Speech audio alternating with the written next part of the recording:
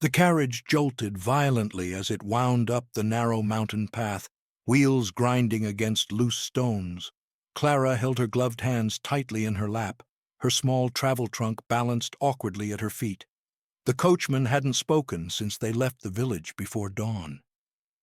Outside the window, a thick gray fog curled between twisted pines, swallowing the cliffs and valleys beyond. She had barely slept the night before, her aunt's sharp voice echoing in her mind. "You will serve her well, Clara. No mistakes, no complaints. Remember your place." As the carriage rounded one final bend, the estate appeared, a hulking stone house clinging to the side of the mountain, its steep roofline lost in the fog. Ivy strangled the lower walls, and tall, narrow windows looked like black wounds against the pale stone. Clara felt a cold shiver slide down her back. The carriage rattled to a stop before an iron gate, flanked by two cracked pillars.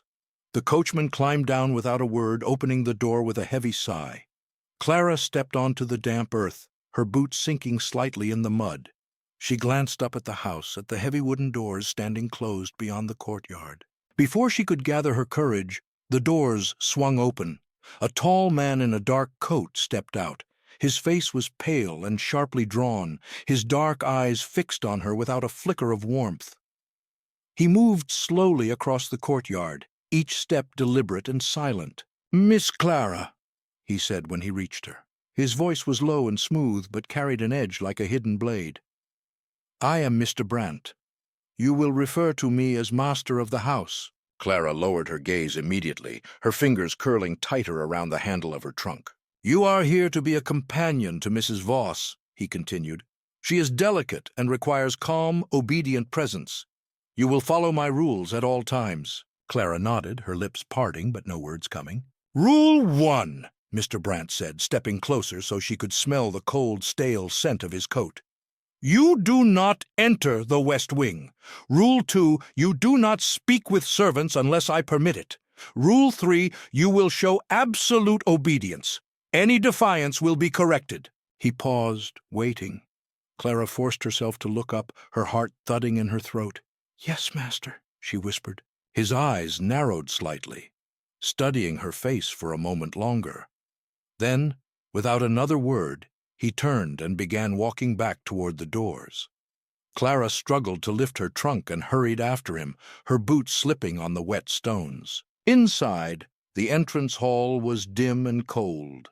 Heavy portraits of severe-faced ancestors lined the walls, their eyes following her as she passed. An oil lamp flickered weakly from a bracket, its light trembling across the warped floorboards. Mr. Brant led her down a narrow corridor, the air thick with dust and the sharp tang of old wood. He stopped before a small, low door and pushed it open. "This is your room," he said. The space beyond was bare and cramped, a narrow bed with a thin gray blanket, a chipped wash basin, and a single barred window looking out into the swirling fog. "You will stay here when not attending Mrs. Voss," he continued, his voice echoing slightly in the confined space. "Meals are taken in silence. You will not wander." Clara set her trunk down beside the bed, her arms aching from the weight.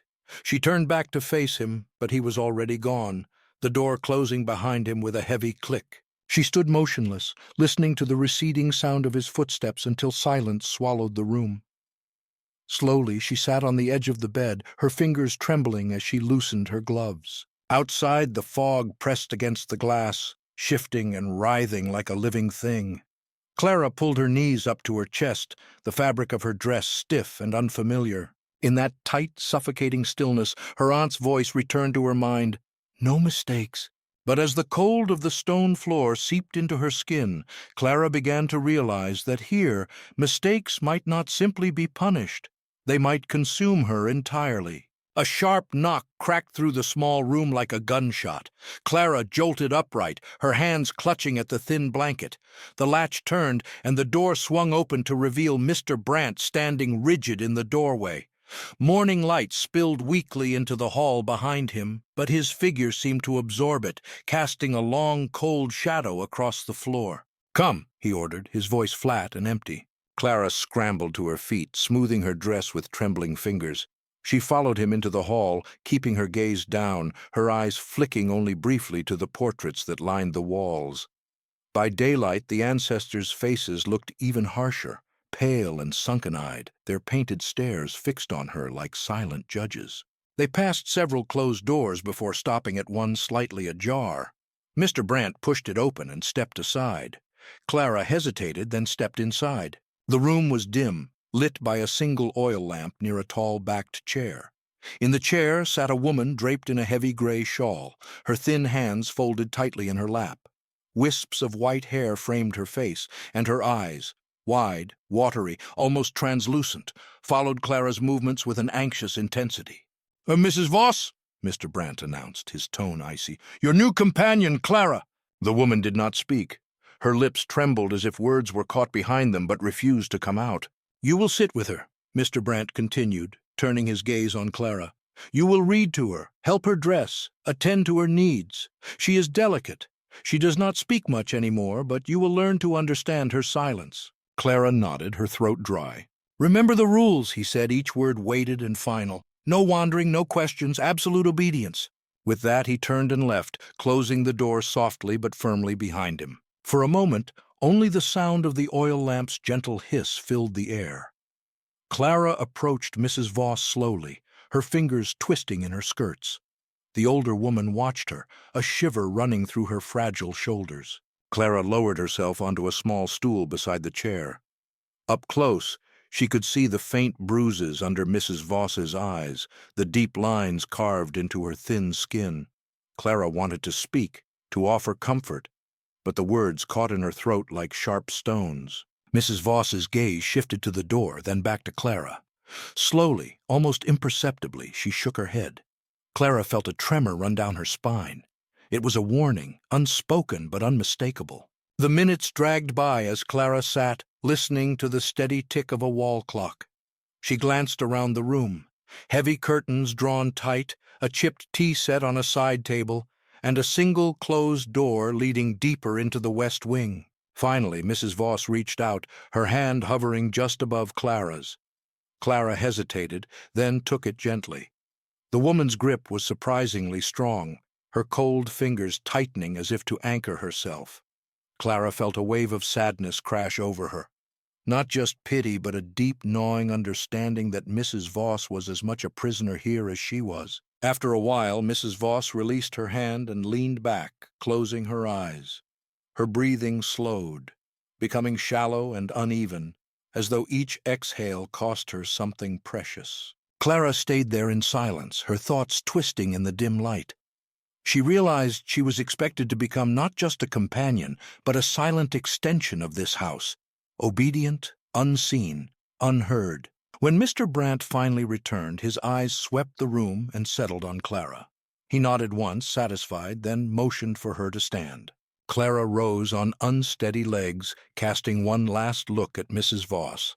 Their eyes met, and for a fleeting second, a silent message passed between them, a shared fear, a quiet plea. Clara followed Mr. Brandt back to the corridor, the echo of her footsteps merging with the suffocating hush that filled every corner of the estate. The next morning arrived in a heavy gray fog that seemed to press against the walls of Clara's small room.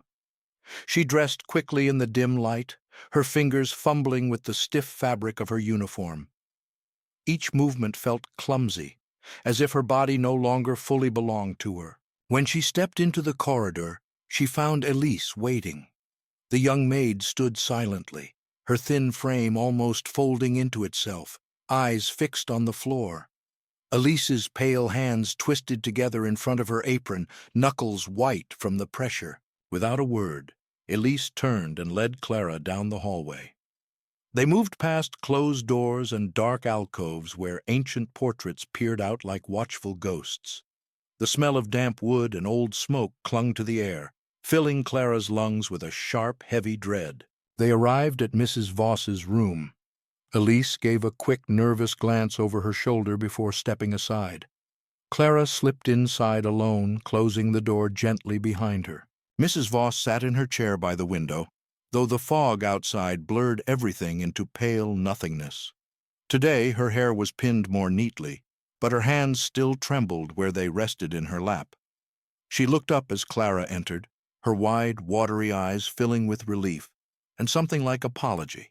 Clara approached carefully and knelt beside her.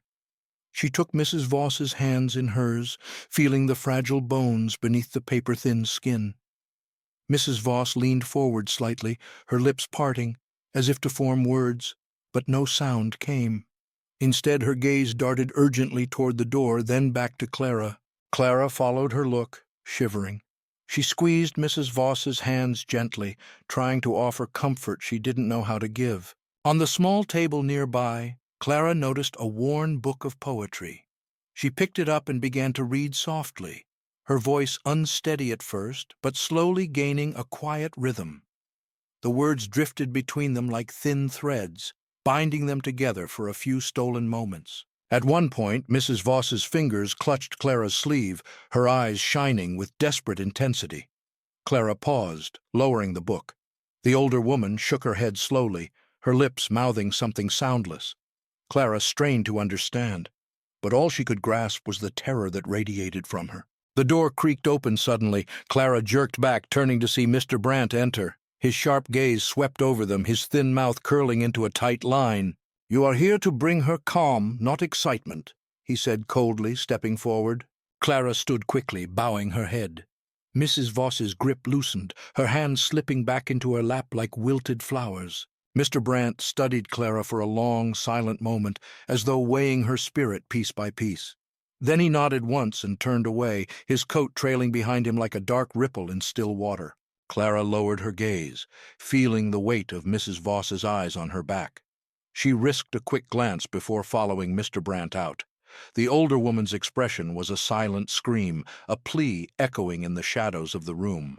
Back in the corridor, Clara nearly collided with Elise, who stood rigidly by the door. Their eyes met for a fraction of a second. Elise's wide and shimmering with an emotion Clara couldn't name.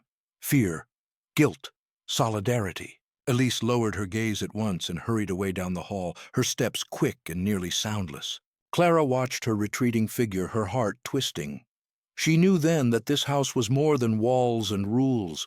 It was a living thing feeding on silence, growing fat on the obedience of those it trapped inside. As she turned and followed the narrow corridor back to her room, Clara felt the last warmth of the morning slip from her skin, leaving behind only a cold, heavy dread that settled deep in her bones. That night, Clara lay wide awake on her narrow bed, her eyes fixed on the barred window where the fog shifted and pulsed like a living creature. Every creak of the old beams above her, every distant clang of pipes felt magnified in the silence. Her mind replayed Mrs. Voss's desperate look, her silent, trembling lips. Clara turned onto her side and pressed her forehead against her knees. She tried to slow her breathing, but each inhale seemed to scrape against her ribs. The shadows in the room felt thick, as though they might reach out and wrap around her throat at any moment. A sudden muffled noise outside the door jolted her upright. She held her breath, listening. Another faint thump, then a long dragging sound, as if someone was moving something heavy down the hallway. Driven by a terrified curiosity stronger than her sense of caution, Clara slipped off the bed and moved quietly to the door. She pressed her ear against the wood, straining to make out voices or footsteps. For a moment there was nothing but the slow drip of water somewhere deep in the walls. Then she heard it, a faint sob, echoing down the corridor. Clara's stomach knotted. She hesitated, her hand hovering over the latch. She knew the rules. No wandering, no questions. Absolute obedience. But the memory of Mrs. Voss's eyes burned inside her, urging her forward. Slowly, carefully, she lifted the latch and eased the door open just enough to peer into the hallway. The lanterns along the walls were dimmed, their light a sickly amber that threw long, distorted shadows across the floor. Down the hall, a dark figure moved past the west wing entrance, dragging what looked like a bundle wrapped in a gray cloth. Clara's heart hammered as she watched. The bundle gave a sudden jerk, and the muffled sob returned, sharper this time. She slapped a hand over her mouth to keep from crying out. The figure paused and turned slightly. Mr. Brandt. Even in the weak light, she recognized the cold stiffness of his movements, the shape of his shoulders under the heavy coat. Clara shrank back into her room, her entire body trembling. She pressed her back against the wall, sliding down until she sat on the cold floor. Her mind spun, lurching between denial and a rising, suffocating horror. The house creaked and groaned above her as if it were breathing. The smell of damp wood and old cloth filled her nose, making her stomach twist. Hours passed, or perhaps only minutes, before she finally crawled back onto the bed, her knees pulled tightly to her chest. She kept her eyes open, watching the door, half expecting it to burst open at any moment. Eventually, exhaustion dragged her into a restless sleep, haunted by shifting images of shadowy figures and long corridors that led only deeper into darkness. When she woke, the fog beyond the window was thicker than ever, and the pale morning light felt cold and indifferent.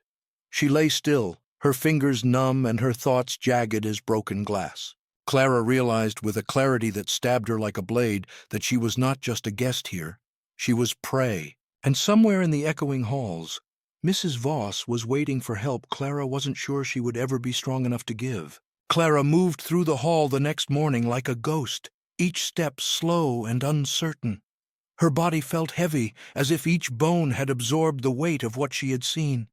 The memory of the gray bundle, the muffled sob, the sharp jerk, echoed in her head with every heartbeat. Elise waited outside Mrs. Voss's room, her eyes pinned to the floor, shoulders drawn up tight around her ears.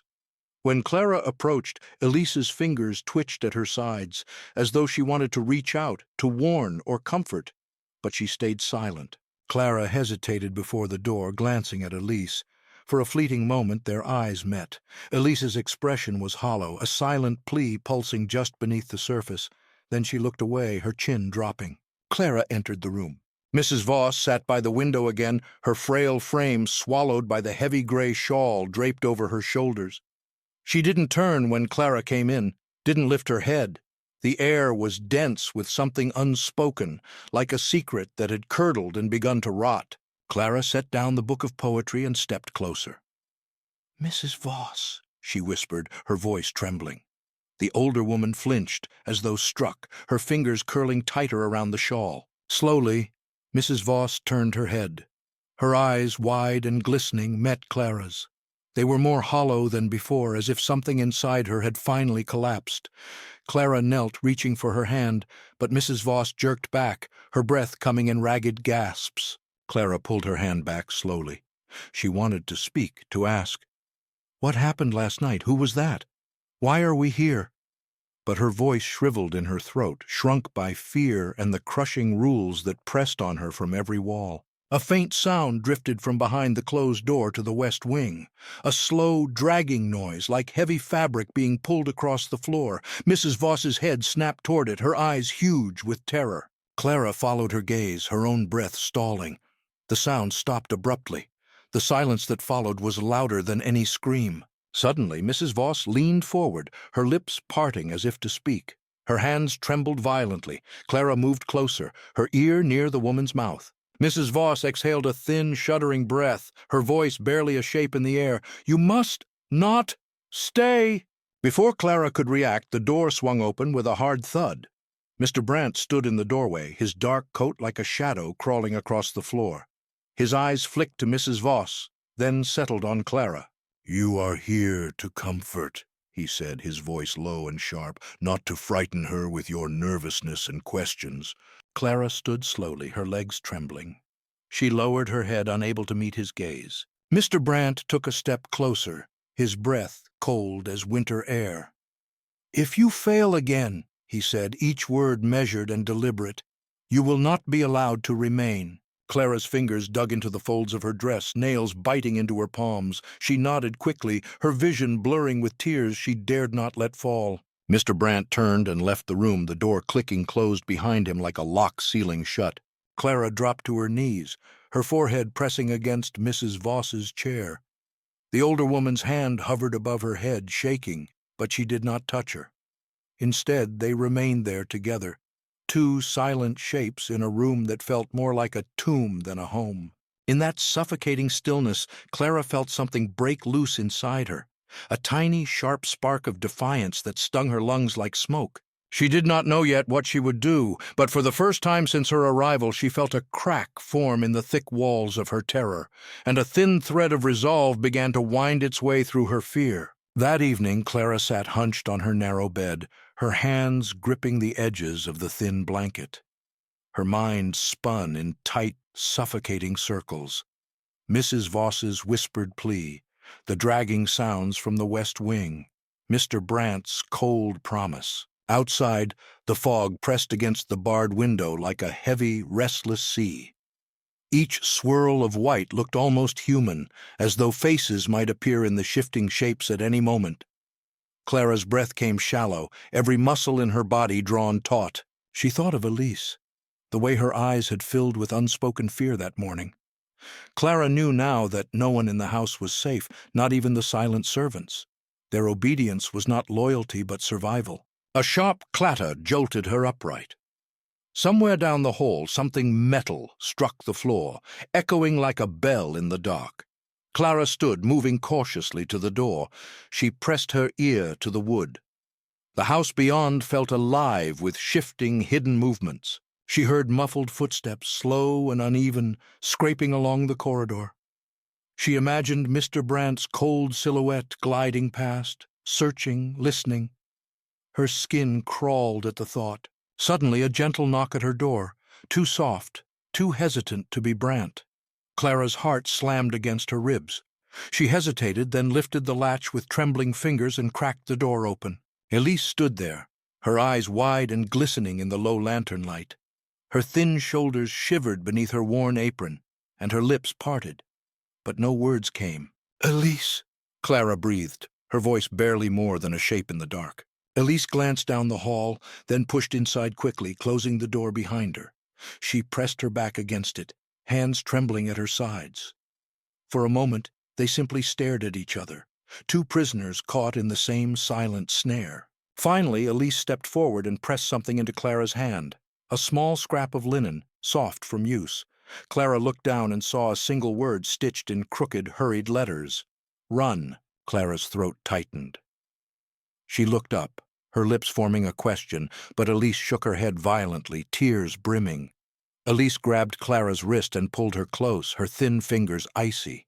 She pointed at the scrap, then to the window, then back to Clara's chest, a desperate, urgent pantomime. Clara clutched the linen to her chest, her mind flooding with images of the West Wing, of the bundled figure dragged across the floor, of Mrs. Voss's trembling hands. Elise pulled her into a sudden, fierce embrace. Her breath came in quick, shallow gasps against Clara's shoulder, as though she might collapse at any second. Then she pulled back, wiping her face roughly with her sleeve. Without another gesture, Elise turned and slipped out the door, closing it softly behind her. Her quick, soft footsteps disappeared into the hush of the corridor. Clara stood frozen, the scrap of linen pressed against her heart, her thoughts twisted and collided like frantic birds trapped in a cage. She moved to the window and pressed her forehead to the cold glass. The fog beyond seemed to surge forward, smearing the world into a shifting gray void. Somewhere out there was a path, an escape she had barely dared to imagine. Her fingers tightened around the scrap. For the first time, the word "run" felt not like a command, but like a fragile thread thrown across a chasm. She took a shuddering breath and stepped back, her eyes darting around the small room. She knew she had no time. Her mind began to plan feverishly. Corridors, doors, guards, the heavy latch at the main gate.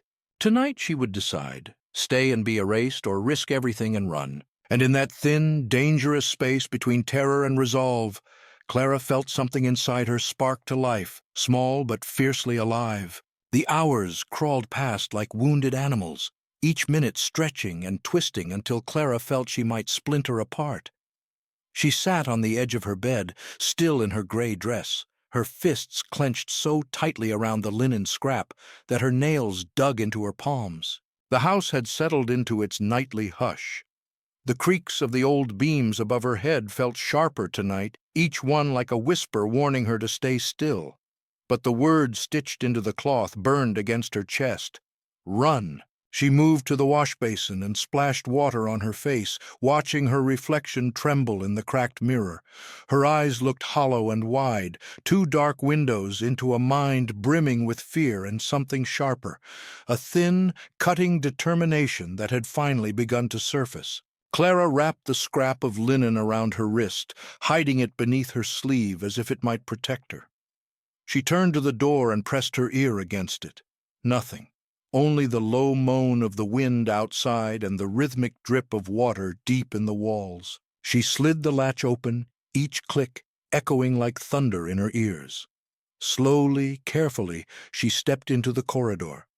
The lanterns along the hall burned low, their light feeble and sickly, casting long, shifting shadows across the warped floors. She crept forward, each step measured and silent. Her breath snagged in her throat when she passed Elise's small room. She paused, her hand brushing the door, but forced herself onward. If she stopped now, if she hesitated even once, she knew she would never move again. As she approached the west wing, a cold draft curled around her ankles. The heavy door loomed ahead, darker than the rest of the hall, as though it held a different, deeper darkness inside. She reached for the handle, her fingers trembling. For a moment, she thought she heard footsteps behind her and spun around. But the corridor was empty, the shadows unmoving. She pushed the door open just enough to slip inside. The air within was sharp and stale, heavy with the scent of damp wood and something faintly metallic. Shapes loomed in the gloom, covered furniture, stacks of broken chairs, a few old trunks piled like forgotten corpses. Clara moved past them, her hand brushing along the wall for balance. A faint glow spilled from the far end of the hall. A lantern, left burning, swaying slightly as if someone had just passed by. She ducked behind a stack of crates, her breath ragged. She listened. Far down the corridor she heard muffled voices, low and strained. One voice was unmistakably Mr. Brandt's, sharp and commanding even in its softness. Another voice answered, thin and shaking. Clara leaned closer, straining to catch words. Obedience must not fail again. She is not ready. Another companion. Her heart pounded so hard it drowned the rest. She felt a sick wave of understanding wash over her. She wasn't a companion. She was a replacement, a living piece to be shaped, silenced, and added to the house's private collection of broken souls. Clara pressed her hand over her mouth to stifle a sob. She knew then that if she didn't escape tonight, she would vanish, not into the forest, but into some locked room inside herself, forever silenced. The voices began to fade. She waited, barely daring to breathe. When she was sure they had moved deeper into the west wing, she slid out from behind the crates and slipped toward the end of the corridor.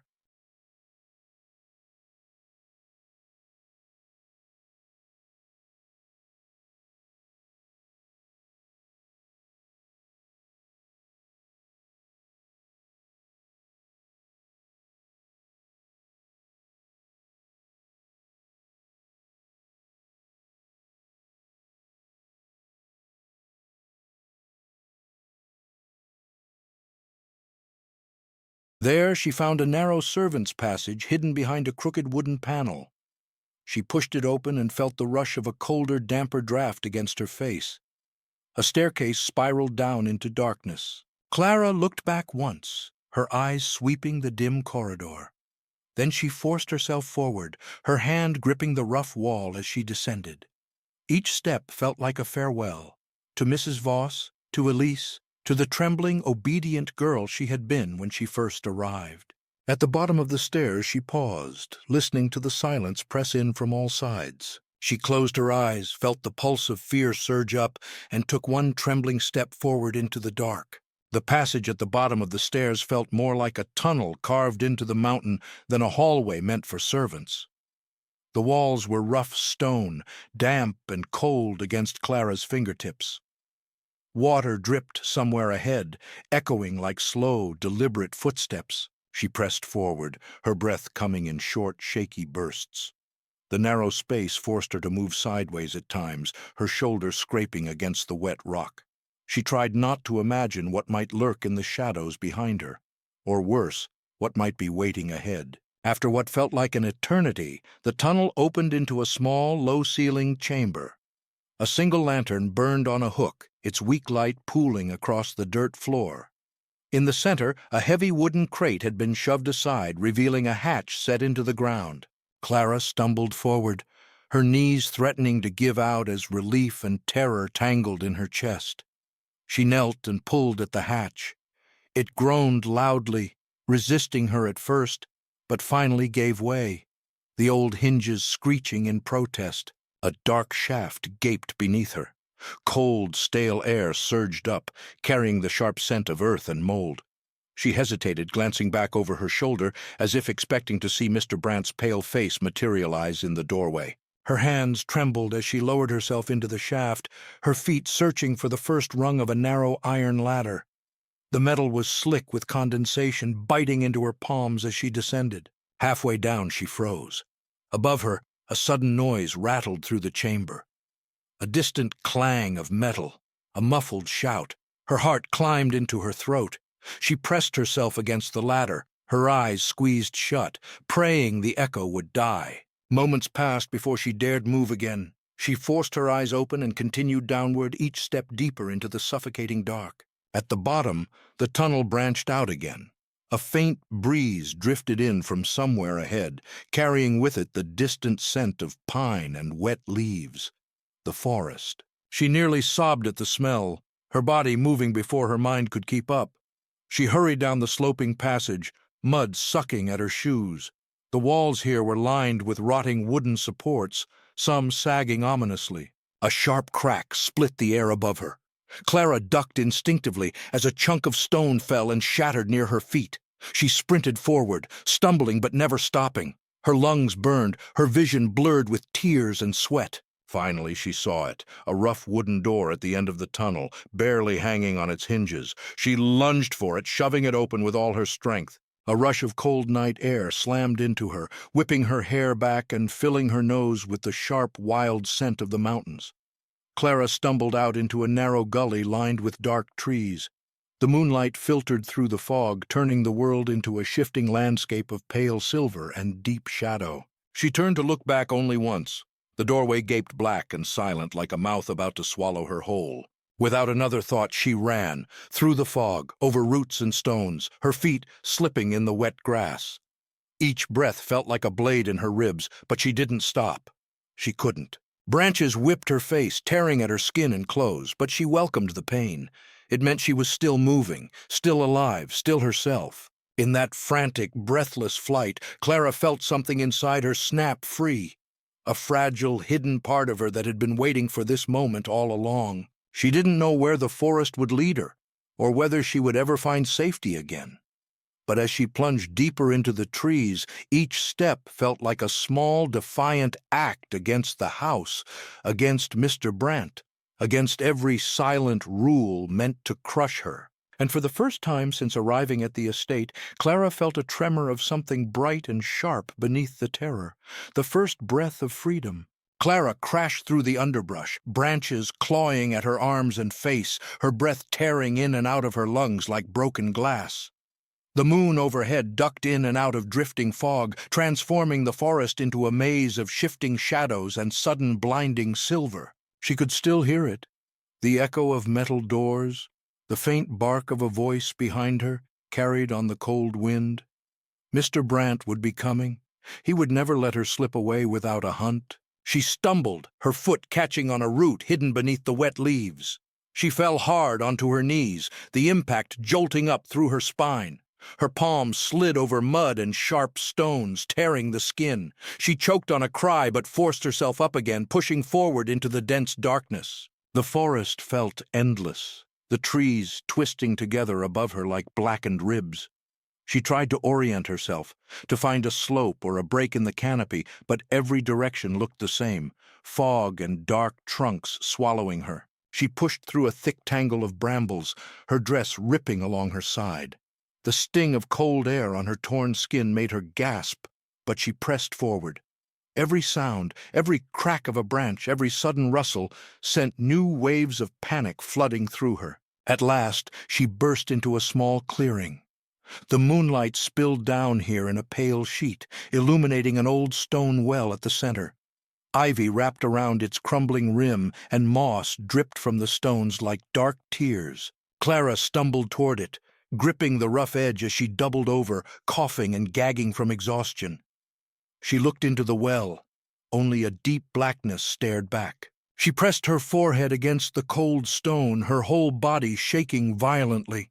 Her mind screamed at her to keep moving, but her legs felt like hollow sticks about to snap. She turned her head sharply at a sudden crack behind her. Her eyes darted through the clearing. A shape moved between the trees, a brief flicker of dark cloth, a glint of something metallic in the moonlight. Her heart thudded so loud she felt it in her ears. She pushed herself away from the well, stumbling backward. A voice cut through the clearing, low and deliberate, each syllable heavy as a tombstone. "Clara!" Mr. Brant stepped into the moonlight, his face pale and smooth as polished marble. His eyes glowed with cold certainty, his lips twisting into a thin smile. "Obedience," he called softly, as if coaxing a stray animal. "You belong in the house. You belong with us." Clara shook her head violently, tears streaking down her dirt-smeared face. "No!" she croaked, her voice cracked, raw from disuse and fear. "I won't go back." Mr. Brant took another step forward, his hand sliding into his coat. Clara saw the glint of a small blade catch the moonlight. Her breath stopped. In that split second, her body moved before thought could catch up. She turned and bolted toward the far edge of the clearing, branches slapping across her face and arms like cold whips. She heard Brant curse sharply behind her, heard his footsteps crashing through the undergrowth. Clara sprinted, each step driven by a primal force deeper than reason or memory. Her lungs burned, her legs screamed, but she kept going. She tore through a curtain of ivy, down a steep slope slick with wet leaves. She slid part of the way, grabbing at rocks and roots, her hands bleeding and raw. At the bottom of the slope, she landed hard, her ankle twisting painfully beneath her. She bit down on her lip to keep from screaming, tasting blood. She dragged herself to her feet and limped forward, half running, half falling through the dark. Behind her, Brant's footsteps grew more distant, the echoes swallowed by the black forest.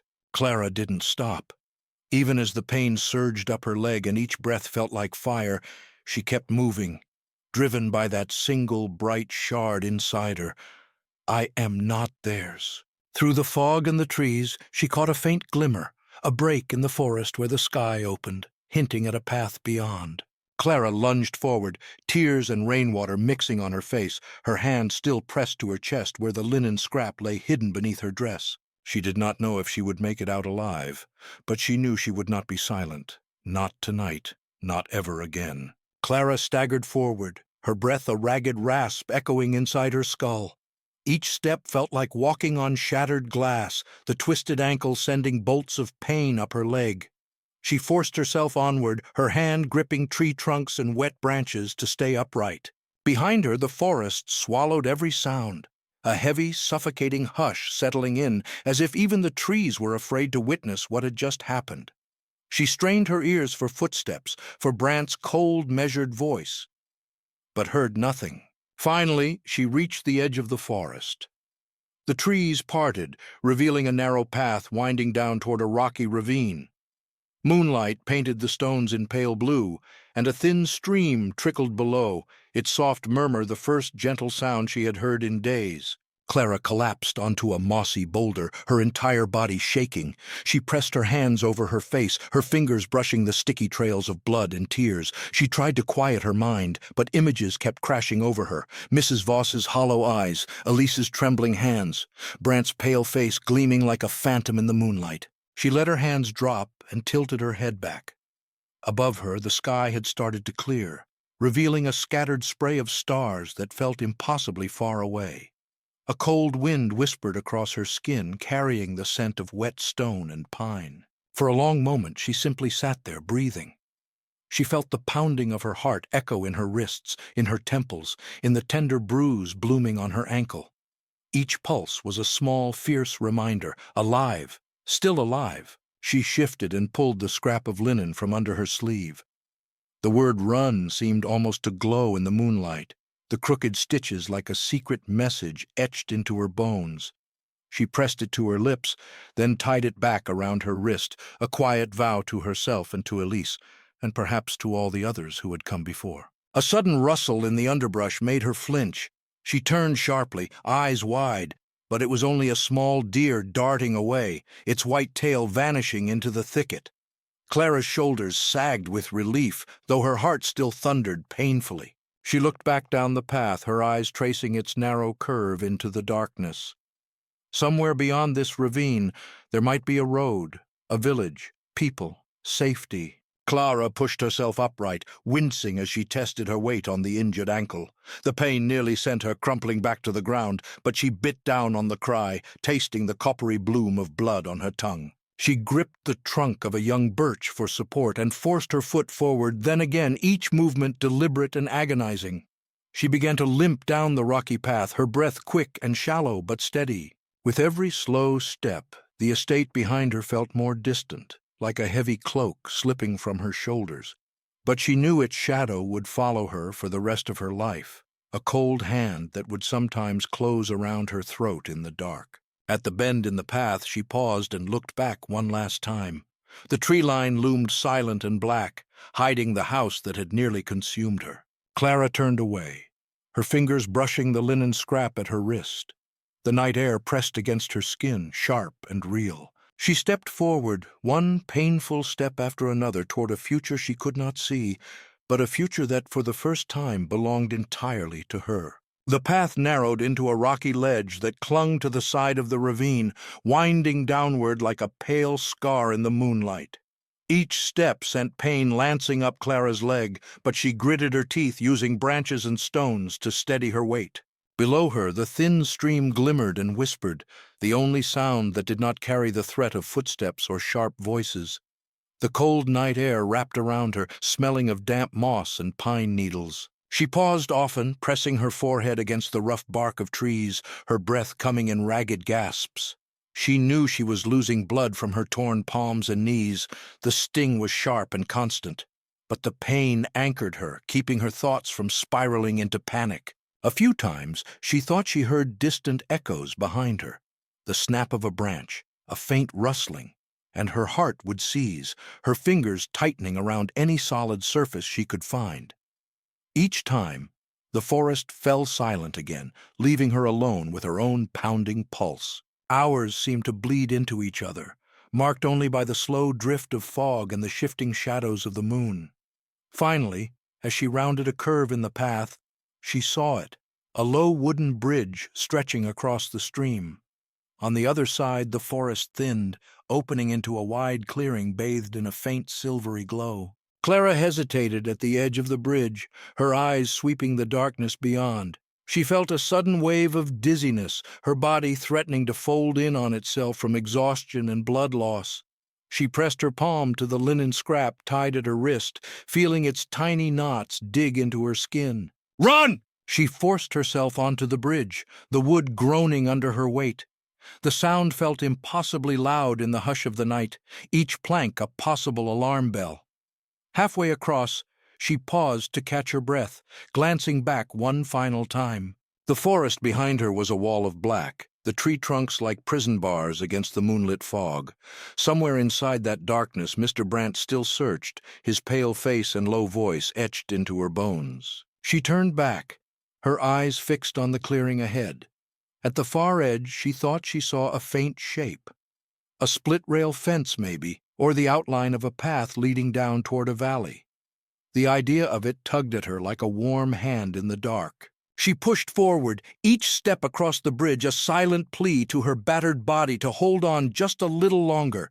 When she finally stepped onto solid ground, her knees buckled. She collapsed into the damp grass, her fingers clutching at the earth as though she might slip away if she let go. For a long moment, she lay there, her face buried against the ground, tears seeping silently into the moss. The cold seeped through her clothes, but she did not move. Eventually, she lifted her head and looked up at the clearing. The fog had pulled back slightly, revealing low bushes and a scattering of wildflowers, their pale heads bobbing in the night breeze. In that quiet, she felt the first fragile whisper of something she had not dared to imagine. Safety. Clara dragged herself forward, crawling until she reached a large stone at the center of the clearing. She pulled herself up against it, resting her back and closing her eyes. Her whole body throbbed with pain, but beneath it all, a single thought pulsed steadily. I am still here. She tilted her head back to the sky. A few stars blinked above, their pale light trembling in the thin veil of mist. For the first time since arriving at the estate, Clara allowed herself to breathe deeply. The air was sharp and real, filled with the scent of wild grass and distant rain. She knew the path ahead was uncertain.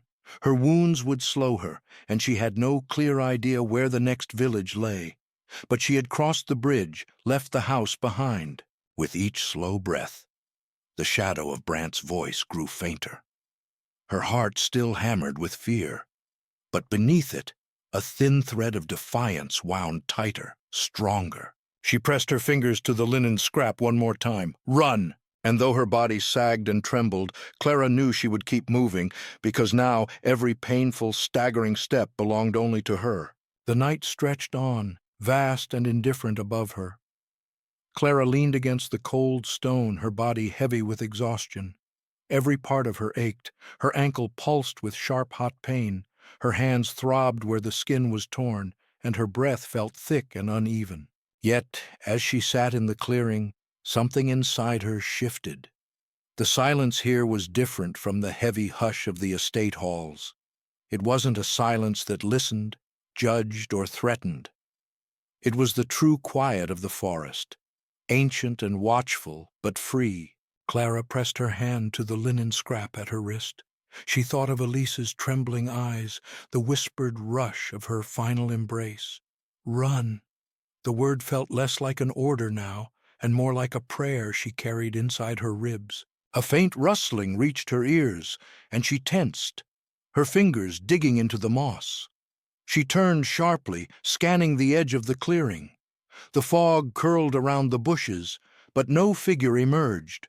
Only the low sigh of wind through the leaves answered her. She drew a shaky breath and forced herself to stand.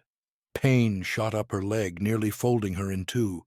She braced against the stone, tears springing to her eyes. For a moment she considered crawling, but a voice in her mind whispered that she needed to stay upright, to keep moving forward, even if it tore her apart. She looked around the clearing again and spotted what looked like a narrow animal path winding toward the valley. It wasn't much, but it was a direction, a thread to follow out of this nightmare. She limped forward, each step sending shivers of pain through her entire body. The linen scrap brushed against her wrist, a silent metronome counting her movements. She slipped between the bushes, the branches snagging at her torn dress and leaving thin scratches across her arms. The night air pressed cold against her wounds, but she barely felt it.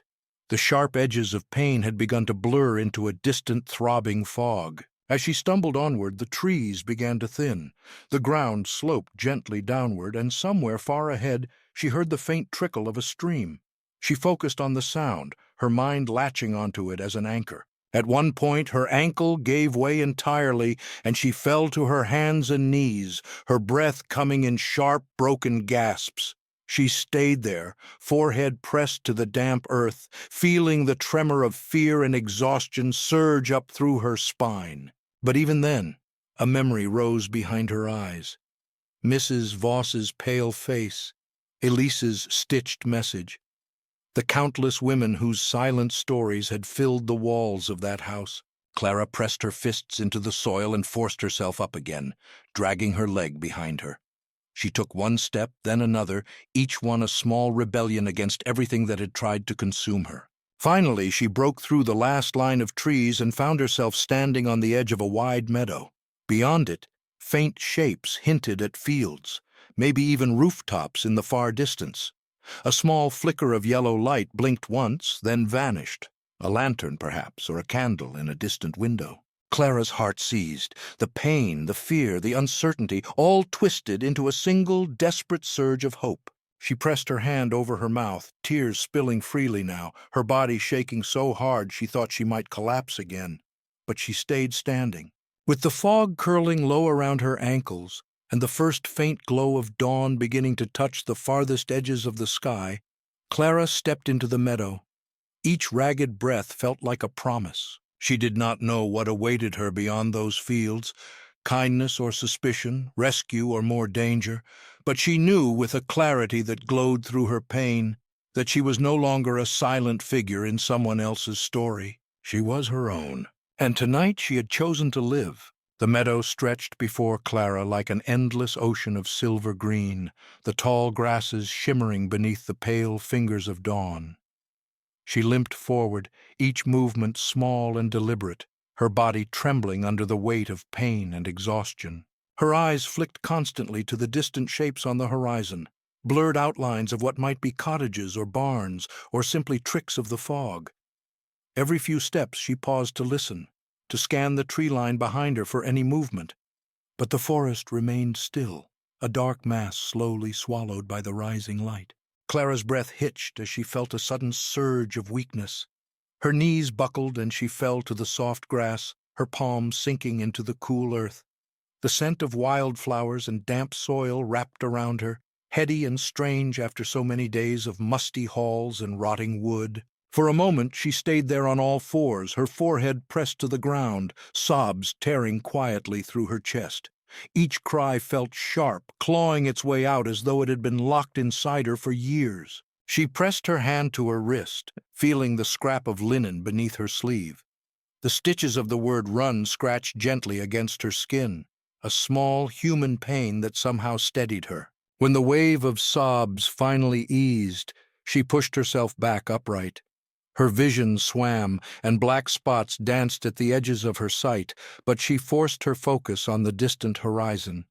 She wiped her face roughly with her sleeve and drew a shaky breath. Step by step, she began to crawl forward again, sometimes pulling herself with her arms when her injured ankle refused to bear her weight. The grasses parted around her, whispering softly as though encouraging her forward. She reached a low rise in the meadow and paused at the top, dragging herself onto her side.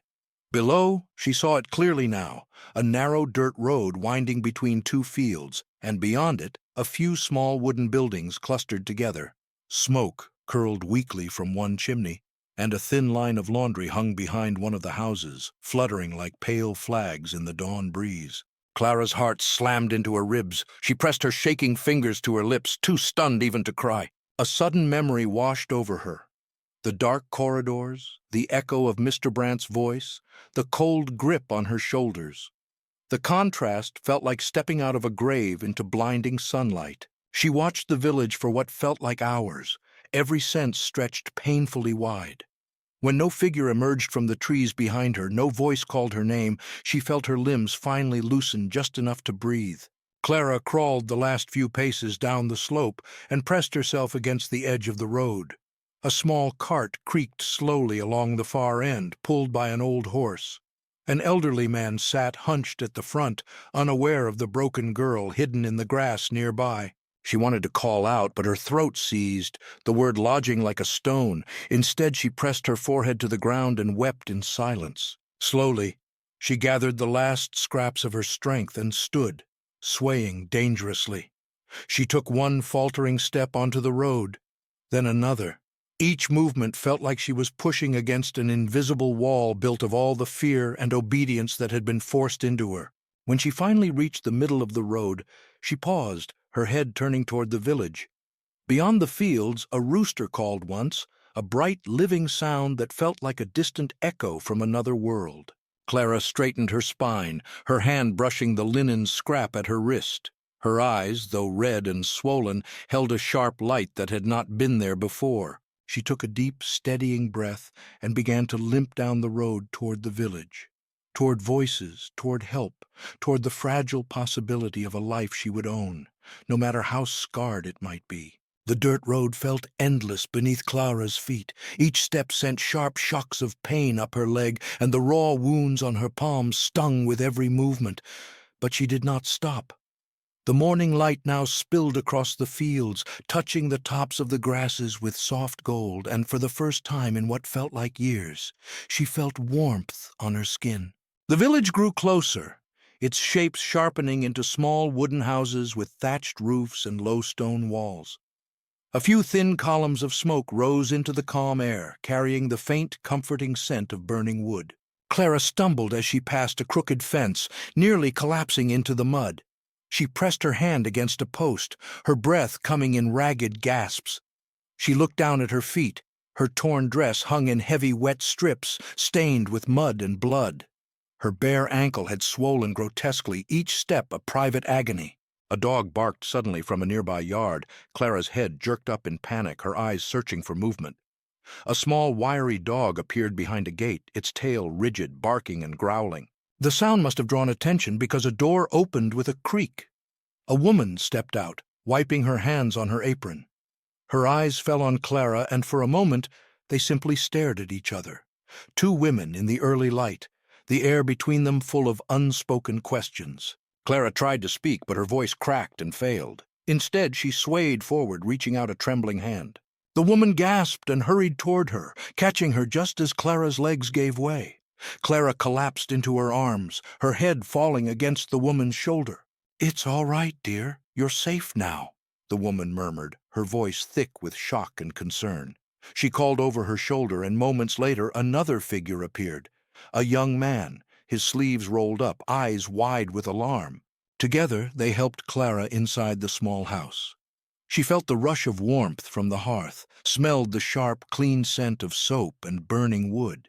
The contrast was so intense that her mind seemed to float above her body, as though she were watching herself from somewhere far away. They laid her on a low cot near the fireplace. The woman knelt beside her, brushing the hair from Clara's face. "Can you hear me?" she asked softly. Clara blinked, her vision swimming. She tried to nod, but only managed a weak, jerky movement. "Get water!" the woman ordered the young man, who disappeared and returned with a basin. The woman began washing Clara's hands and arms, her touch gentle but firm. Each pass of the cloth over her wounds felt like an ache she couldn't contain, an ache that was somehow also a release. Clara's lips trembled. She pressed her hand weakly to her wrist, where the linen scraps still clung, damp and dirt-streaked. The woman followed the gesture and gently pulled back Clara's sleeve, revealing the stitched word, "Run."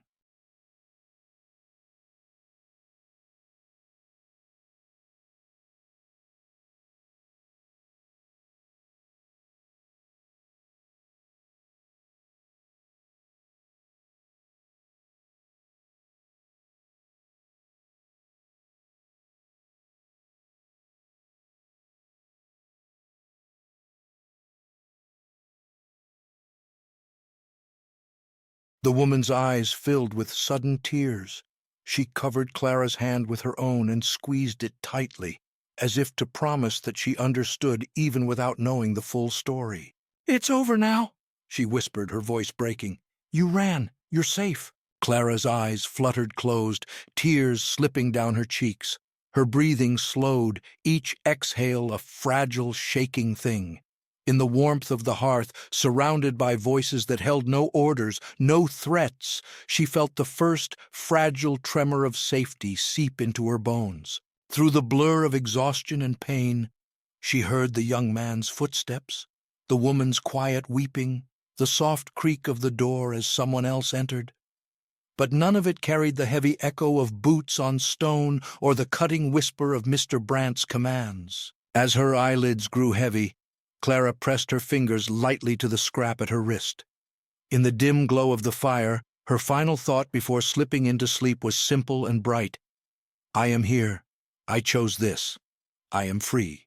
Clara woke to the soft crackle of a hearth fire and the faint scent of herbs simmering in a nearby pot. For a moment she lay very still, her mind fumbling at the edges of sleep, half expecting to feel the cold stone walls, to hear Mr. Brandt's sharp steps outside her door. But as she opened her eyes, she saw a low timber ceiling above her and warm morning light spilling across rough-hewn floorboards. A folded quilt weighed gently on her legs. Her body felt heavy, each limb wrapped in a dull, persistent ache. Bandages covered her palms, her ankle was tightly wrapped, and her hair had been brushed back from her face. Every small touch spoke of care she had not known for what felt like a lifetime. She turned her head and saw the woman from the day before sitting nearby, a basket of mending in her lap. When she noticed Clara stirring, her face softened into relief. She set her sewing aside and moved closer, kneeling beside the cot. "Good morning," she said softly. "You gave us quite a fright." Clara's lips parted, but her throat felt raw, her voice lost somewhere deep inside her. She managed a small, hoarse sound that trembled into silence.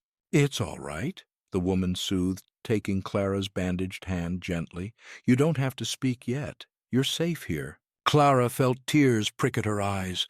She squeezed the woman's hand weakly, a rush of warmth flooding her chest, warmth that felt both foreign and achingly needed. Outside the small window she could see a field slowly waking to the morning, a line of laundry fluttering lightly, a pair of chickens pecking near the fence, the distant figure of the young man moving with a hoe over dark soil. The simplicity of it felt like another world, a world that did not demand silence, obedience, or fear. The woman helped her sit up slowly, propping pillows behind her back. She offered her a cup of warm broth, and Clara held it with both hands, the steam curling softly against her cheeks. The first sip burned slightly, but it spread a fragile strength through her chest. As she drank, Clara's eyes drifted to her wrist. The linen scrap was gone, but in its place a clean white bandage wrapped snugly, as if the woman had understood and honored the message it had carried. A quiet filled the room. Not the heavy, suffocating silence of the estate, but a gentle human quiet, a space that allowed her to breathe. Clara set the empty cup aside and rested her head against the pillows. She felt the woman's hand brush lightly over her hair, a comforting weight that made her eyes fill again.